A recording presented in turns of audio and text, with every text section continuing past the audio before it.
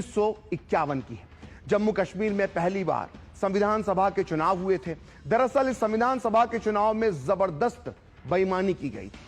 आपको यह पूरा सच जानकर हैरानी होगी कि इन चुनावों में शेख अब्दुल्ला और नेशनल कॉन्फ्रेंस पर जमकर चुनावी धांधली करने के आरोप लगे थे। और तो और इन आरोपों की तत्कालीन प्रधानमंत्री पंडित जवाहरलाल नेहरू ने अनदेखी की थी। हैरत की बात है कि जो आज गला फाड़ फाड़ के वोट चोरी के आरोप लगा रहे हैं, वो 1951 के इन संविधान सभा के चुनावों में हुई धांधली का जिक्र तक नहीं करते। तो आइए जानते हैं इस जम्मू कश्मीर में हुई इस चुनावी धांधली का पूरा सच क्या था। तो 1951 के जम्मू कश्मीर के संविधान सभा के चुनावों में दो पार्टियां मैदान में थी। एक थी नेहरू जी के परमप्रिय मित्र शेख अब्दुल्ला की नेशनल कॉन्फ्रेंस और दूसरी थी हिंदू विचारधारा की समर्थक प्रजा परिषद।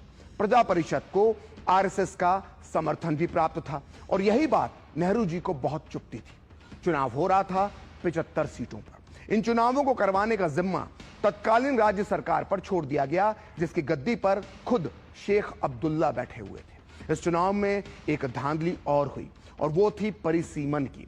कश्मीर के इलाके में 43 सीटें दी गईं और जम्मू के हिस्से में केवल 30 और लद्दाख के खाते में आईं सिर्फ 2 सीटें।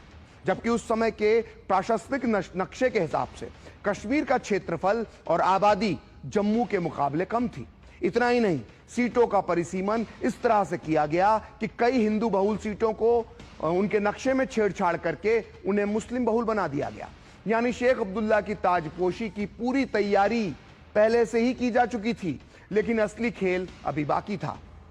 कश्मीर की 43 सीटों पर शेख अब्दुल्ला का पलड़ा भारी था, तो जम्मू की 30 सीटों पर प्रजा परिषद मजबूत दिख रही थी। लेकिन शेख अब्दुल्ला ने कुछ और ही प्लान बना रखा था।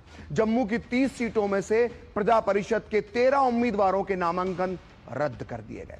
प्रजा परिषद ने इस धोखे के खिलाफ खूब शोर मचाया, श्रीनगर से लेकर दिल्ली तक गुहार लगाई, लेकिन लोकतंत्र के मसीहा कहे जाने वाले तत्कालीन प्रधानमंत्री पंडित नेहरू ने कोई कदम नहीं उठाया।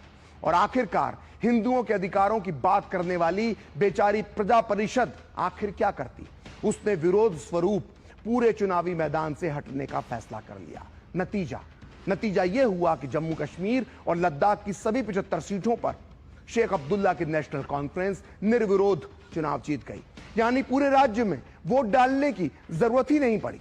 इस शर्मनाक चुनावी धांधली पर अमेरिका की पूर्व विदेश मंत्री मैडलिन अल्ब्राइट के पिता जोसेफ कॉर्बेल ने कश्मीर मामलों के जो जानकार थे, उन्होंने 1954 में प्रकाशित अपनी मशहूर पुस्तक डेंजर इन कश्मीर में लिखा था कि इससे अच्छी जीत कोई तानाशाह भी प्राप्त नहीं कर सकता।